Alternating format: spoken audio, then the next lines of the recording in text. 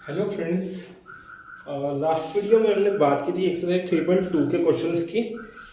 हमने एक चीज सीखी थी वहां पर E1 बाई A2 बराबर है B1 बाई B2 बराबर है C1 by C2 is not equal to होता था जब पहले दो रेशो, तो उसको हम कहते थे यूनिक सॉल्यूशन। ठीक है, इसी तरह से हमने एक कंडीशन पढ़ी थी A1 by A2 is equal to B1 by B2 is equal to C1 by C2। इसी तरह से एक कंडीशन और पढ़ी थी A1 by A2 is equal to B1 by B2 is not equal to C1 by C2। ठीक है, इसको हम कहते थे मैनी सॉल्यूशन और इसको कहते थे नो सॉल्यूशन कंडीशन। ठीक है, और एक और चीज बताई थी, इसमें जो आपका ग्राफ आता था इंटरसेक्टिंग लाइन आता था,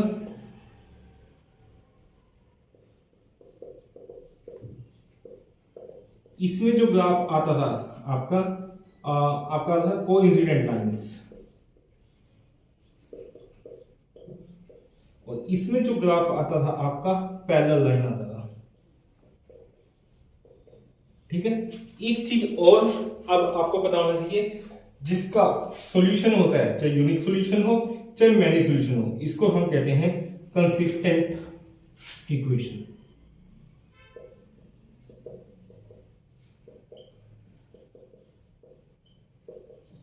और इसको हम बोलते हैं नो सॉल्यूशन को इनकंसिस्टेंट लाइन।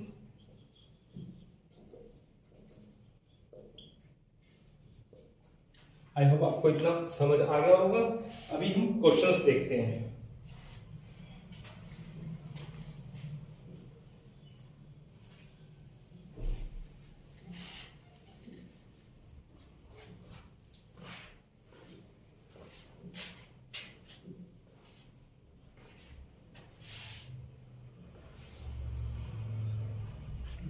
पहला क्वेश्चन है, थर्ड क्वेश्चन है ये एक्सरसाइज 3.2 में।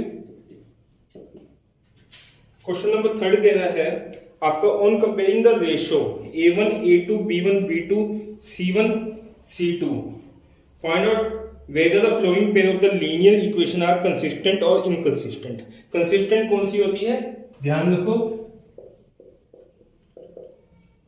जो आपका यूनिक सॉल्यूशन होता है या मैनी सॉल्यूशन होता है, उसको हम क्या कहते हैं, कंसिस्टेंट कहते हैं। अभी आपको पहले भी बताया था। एक इनकंसिस्टेंट होता है जो आपका नो सॉल्यूशन होता है। ठीक है, तो हम रेशियो से ये फाइंड आउट करेंगे यूनिक सॉल्यूशन है या मैनी सॉल्यूशन है या नो सॉल्यूशन है, तो उसके हिसाब से हम कैटेगराइज कर देंगे ये कंसिस्टेंट है या इनकंसिस्टेंट है। पहला क्वेश्चन है आपका 3x प्लस में 2y बराबर है आपका 5, फिर आपको दिया हुआ है 2x माइनस में 3y बराबर है आपका 7। ठीक है, तो सबसे पहले इसका A1 A2 B1 B2 C1 C2 निकालेंगे। तो जनरल इक्वेशन में कन्वर्ट करेंगे तो ये क्या हो जाएगा, -5 बराबर 0 हो जाएगा, ये -7 बराबर 0 हो जाएगा।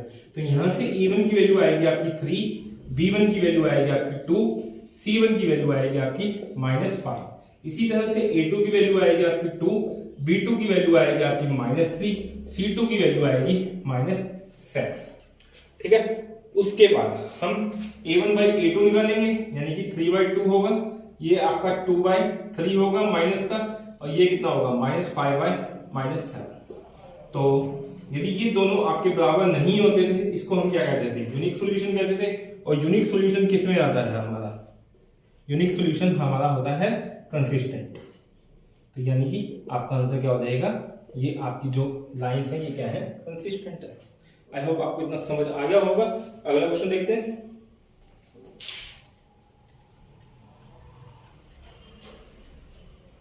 थर्ड का सेकंड पार्ट।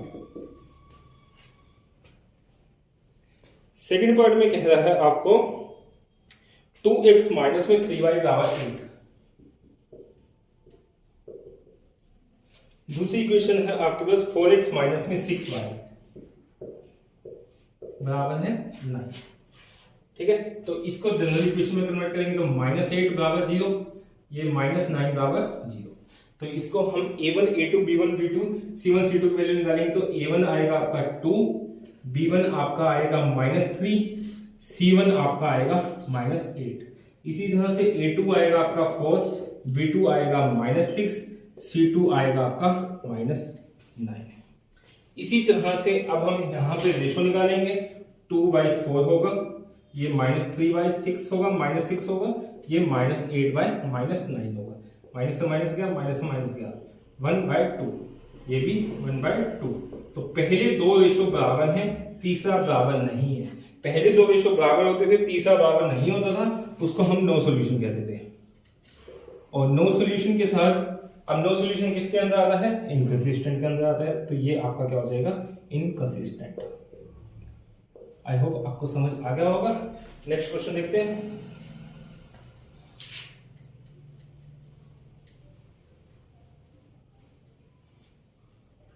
Question number 3।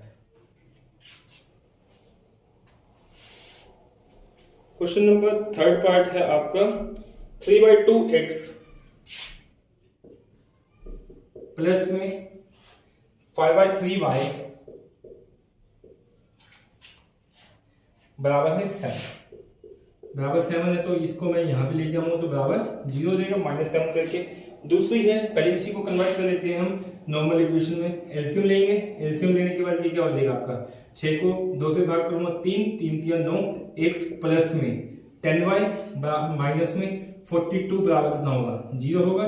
तो आपके पास पहली इक्वेशन आ गई है 9x प्लस में 10y माइनस में 42 बराबर 0। तो मैं इस इक्वेशन को यहां लिख देता हूं 9x प्लस में 10y माइनस में 42 बराबर 0। इसी तरह से आपके पास सेकेंड इक्वेशन दी गई है 9x माइनस में 10y बराबर है 14 बराबर 14 दिया हुआ है। तो इस साइड में लेके आएंगे तो माइनस में 14 बराबर 0 हो जाएगा। तो इसको कंपैरिजन करते हैं तो a1 क्या आएगा आपका? 9 आएगा, b1 कितना आएगा आपका? 10 आएगा, c1 कितना आएगा आपका? -42। इसी तरह से a2 कितना आएगा आपका? 9 आएगा, b2 कितना आएगा आपका? -10, c2 कितना आएगा? -14। आई होप आपको इतना समझ आ गया होगा। अभी हम क्या निकालेंगे? रेशो निकालेंगे। a1/a2 की निकालेंगे तो 9/9 बराबर है 10/-10 बराबर है -42/14। माइनस से माइनस गया, 1 आएगा, ये 1 आएगा, ये आपका 3 आएगा, यानी कि 1 बराबर -1 बराबर 3। क्या ये दोनों रेशो बराबर हैं? तीनों रेशो आपकी बराबर नहीं है। तीनों रेशो आपकी बराबर नहीं है तो हम कौन सी देखते हैं? पहली दो देखते हैं। पहली दो बराबर नहीं है, इसको हम क्या कहते थे? यूनिक सॉल्यूशन कहते थे। और यूनिक सॉल्यूशन किस में आता है आपका? यूनिक सॉल्यूशन आता है आपका कंसिस्टेंट में। तो आपकी ये इक्वेशन क्या होंगी? कंसिस्टेंट होंगी। ठीक है, नेक्स्ट क्वेश्चन।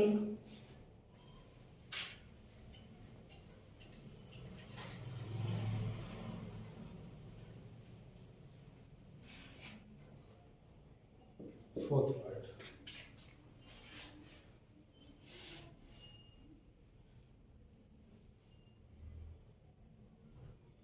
5x माइनस में 3y बराबर है आपका 11। इसी तरह से दूसरी इक्वेशन है माइनस में 10x प्लस में 6y बराबर है माइनस में 22। ठीक है, तो पहले इसको जनरल इक्वेशन में कन्वर्ट करते हैं तो ये हो जाएगा। इसको यहां लेके आऊंगा तो प्लस का बराबर 0 हो जाएगा। तो यहां से हमारे पास जो a1 आएगा वो कितना आएगा? 5 आएगा, b1 कितना आएगा आपका? -3, c1 कितना आएगा? -11। इसी तरह से a2 आएगा आपका -10, b2 आएगा आपका 6, c2 आएगा आपका 22। आई होप आपको इतना समझ आ गया होगा। अभी हम रेशो निकालेंगे तो 5/-10 करेंगे, -3/6 करेंगे, -11/22। इसको काटेंगे तो 1/2 माइनस का, इसको भी काटेंगे तो 1/2 माइनस का, इसको भी काटेंगे तो -1/2। तीनों रेशो आपके -1/2 है, यानी कि तीनों के तीनों रेशो बराबर हैं। तीनों के तीनों रेशो बराबर होते थे तो हमारा क्या होता था? मैनी सॉल्यूशन होता था। और मैनी सॉल्यूशन किस में आता है? कंसिस्टेंट में आता है। तो आपका आंसर क्या हो जाएगा? Consistent lines. आई होप आपको समझ आ गया होगा। अगला क्वेश्चन देखते हैं।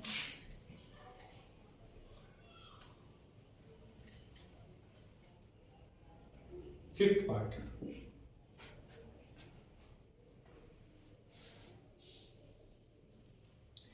फिफ्थ पार्ट में कह रहा है आपको 4/3x प्लस में 2y बराबर है 8। इसको जनरल फॉर्म में कन्वर्ट करूंगा तो -8 हो जाएगा बराबर 0, और इसको नॉर्मल इक्वेशन में भी कन्वर्ट कर लेते हैं फ्रैक्शन से, तो क्या लेते थे, एलसीएम लेते थे, तो ये क्या हो जाएगा 4x प्लस में 6y माइनस में 24 बराबर 0। तो आपके पास जो इक्वेशन आई है 4x प्लस में 6y माइनस में 24 बराबर कितना होगा, 0 होगा। सेकेंड इक्वेशन है आपके पास 2x प्लस में 3y, 2x प्लस में 3y बराबर 12 है। तो यदि मैं इसको इस साइड में ले जाऊंगा तो -12 बराबर क्या हो जाएगा, 0 हो जाएगा। तो a कितना होगा आपका 4 होगा, a1 4 होगा, b1 कितना होगा 6 होगा, c1 कितना होगा आपका -24। इसी तरह से a2 कितना होगा आपका 2 होगा, b2 कितना होगा आपका 3 होगा, c2 कितना होगा -12। उसके बाद हम क्या निकाल देते हैं, रेशो निकाल देते हैं, 4/2 6/3 -24/-12, माइनस से माइनस गया 2 3 2 2 2, तो 2 बराबर 2 बराबर 2 होगा। तीनों रेशो बराबर है, तीनों रेशो यदि बराबर होती हैं तो हम उसको क्या कहते हैं, मैनी सॉल्यूशन कहते हैं। और मैनी सॉल्यूशन किस में आता है आपका, कंसिस्टेंट आता है। आई होप आपको ये समझ आ गया होगा। नेक्स्ट क्वेश्चन देखते हैं।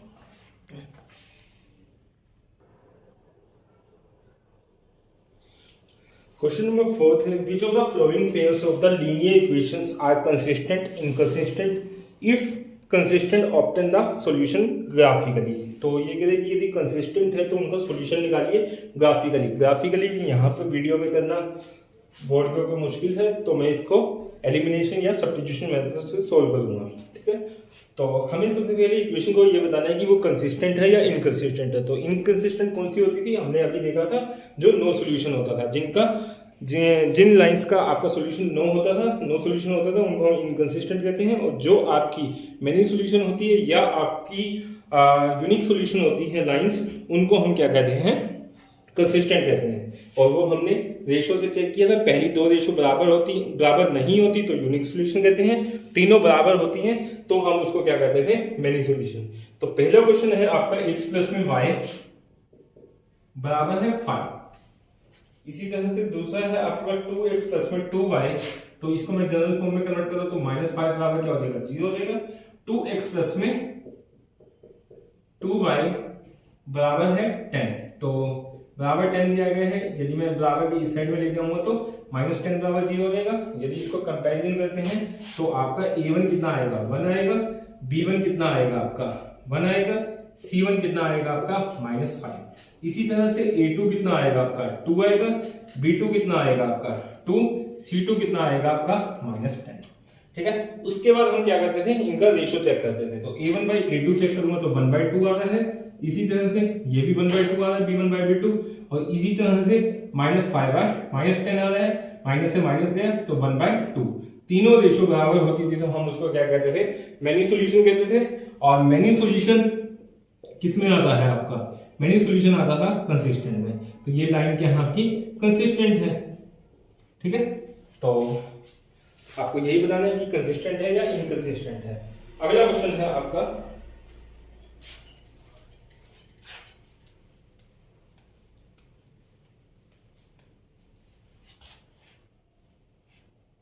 सेकेंड पार्ट है आपका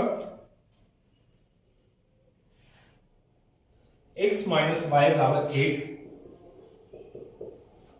दूसरी इक्वेशन है आपके पास 3x माइनस में 3y बराबर है 16। तो इसको इक्वल के साइड में लेके आऊंगा तो -8 हो जाएगा, ये -16 बराबर 0। तो यहां से a1 जो आएगा 1 आएगा, b1 कितना आएगा आपका -1 आएगा, c1 कितना आएगा -8 आएगा। इसी तरह से a2 कितना आएगा आपका 3 आएगा, b2 कितना आएगा -3 आएगा, c2 कितना आएगा आपका -16। उसके बाद हम रेशो चेक करते हैं, तो a1/a2 निकालूंगा तो वो कितना आ रहा है 1/3 बराबर है -1/3 -1 अपॉन में -1/3 है बराबर -8/16।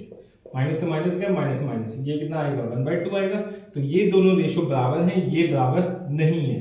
पहली दो बराबर होती हैं, तीसरी बराबर नहीं होती, तो उसको हम क्या कहते हैं, नो सॉल्यूशन कहते हैं। नो सॉल्यूशन आपका किस में आता है, इनकंसिस्टेंट में आता है।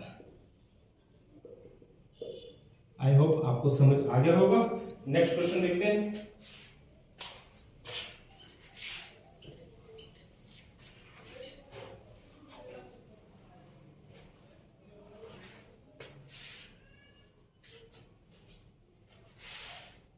फिर आपके पास 2x प्लस में y, थर्ड पार्ट है ये आपका 2x प्लस में 3y,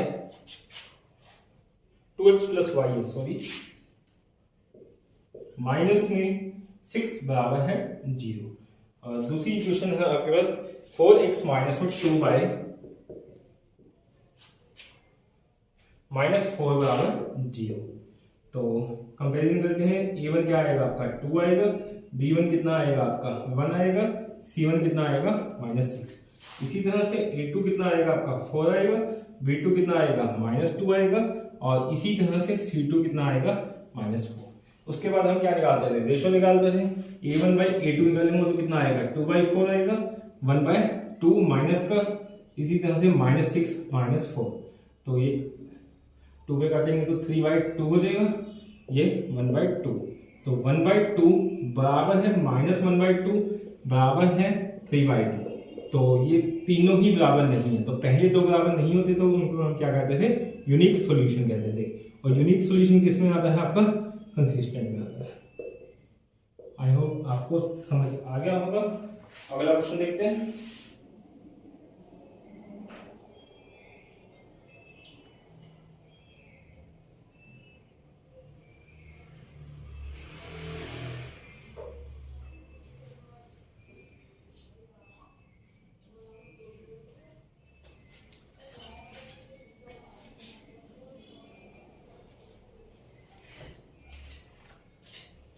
फोर्थ का फोर्थ पार्ट,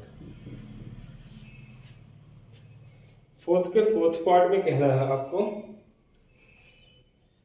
2x माइनस में 2y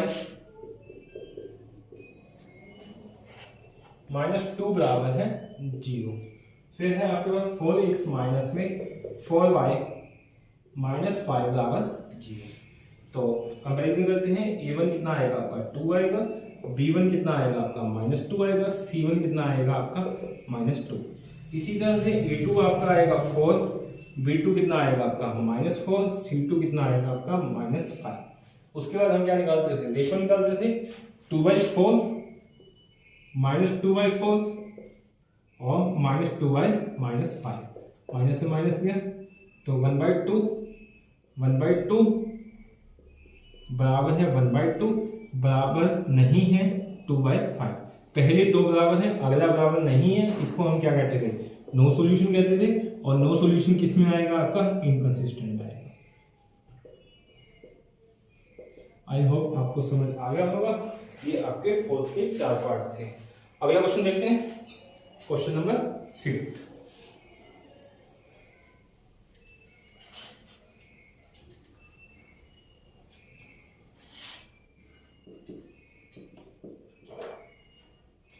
क्वेश्चन नंबर 5 में कह रहा है आपको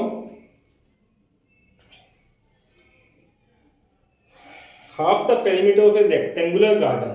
आपके पास एक रेक्टेंगुलर गार्डन है, मैंने ये रेक्टेंगुलर गार्डन एज्यूम कर लिया है, जिसकी लेंथ और ब्रेड्थ बराबर नहीं होती, उसको हम क्या कहते हैं, रेक्टेंगल कहते हैं। whose length is 4 metre more than its width। मैंने मान लिया कि let the width is,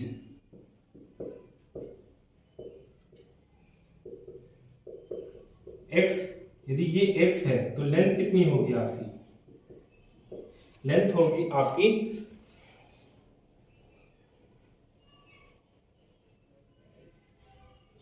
question दिया हुआ था आपको कि length is 4 metre more than its width. Width x है तो लेंथ क्या है उसकी, x प्लस में 4 है, तो इसको मैं लिख सकता हूं x प्लस में 4। फिर वो कह रहा है आपको whose length is more than its width is 36, half the perimeter. Perimeter का जो हाफ है वो आपको दिया हुआ है 36 है। तो पेरीमीटर कितना हो जाएगा, यदि मैं इसके अपॉन में 1 करूँ तो क्रॉस मल्टीप्लाई करूँगा तो कितना आएगा, 72 आएगा। अब हमें पता है पेरीमीटर का फार्मूला होता है जो, वो क्या होता है आपका, सम ऑफ ऑल साइड होता है, या आपको स्कूल्स में पढ़ाया गया होगा 2 इंटू में लेंथ प्लस में ब्रेड्थ। तो 2 लेंथ कितनी है मेरे पास, x प्लस में 4 है, और प्लस में ब्रेड्थ कितनी है आपकी x है, बराबर कितना होगा, पेरीमीटर 72 होगा, 2 इस साइड में ले गया होगा तो अपॉन में 2 हो जाएगा, कितना आएगा 36, बराबर है 2x प्लस में क्या आएगा 4 आएगा। ठीक है, 4 को इधर लेके आता हूं मैं, तो 36 माइनस में 4 32 होगा, बराबर कितना होगा 2x होगा, तो x कितना होगा 32 बाय में 2 यानी कि 16, और x हमने एज्यूम क्या किया था, विड्थ की थी, और ये कितना होगा आपका 16 प्लस में 4 20, तो यहां से विड्थ हमारे पास कितनी आ गई है 16 यूनिट आ गई है, और ये आपका कितना होगा 20 यूनिट। आई होप आपको समझ आ गया होगा। तो यहां से मैं अलग से लिख सकता हूं, विड्थ कितनी है मेरे पास 16 यूनिट है, और हाइट लेंथ कितनी है हमारे पास 20 यूनिट। ठीक है, तो अगला क्वेश्चन देखते हैं।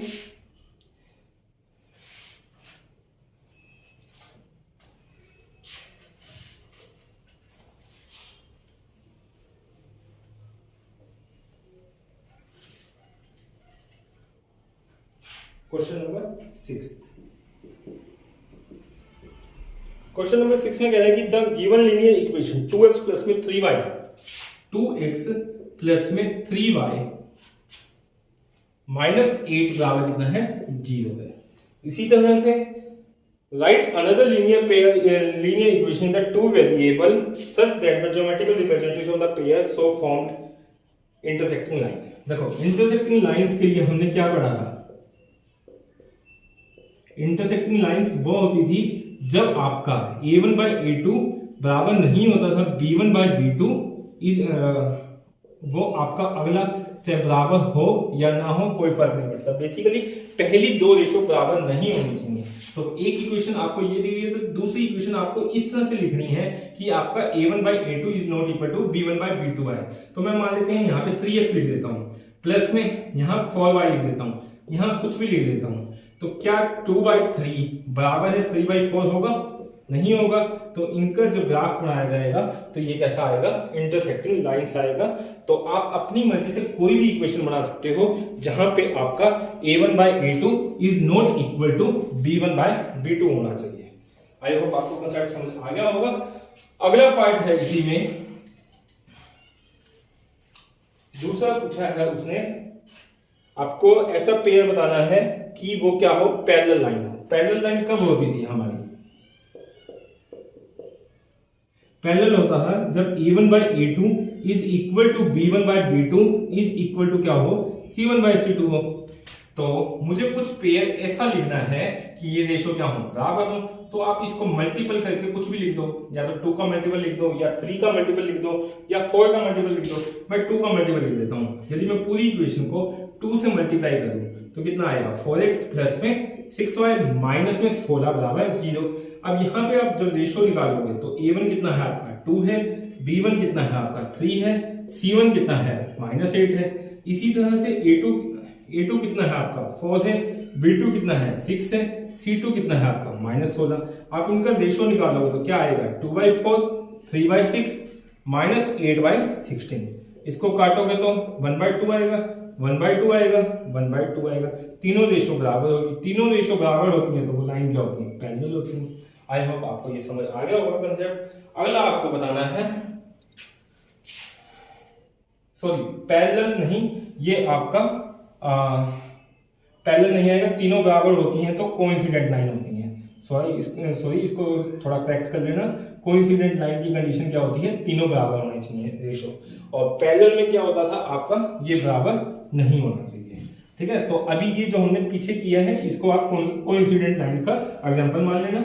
अभी हम पैरेलल का पढ़ लेते हैं। पैरेलल क्या होता है आपका, पैरेलल तब होता है जब आपका a1 by a2 is equal to b1 by b2 is not equal to c1 by c2 होता है।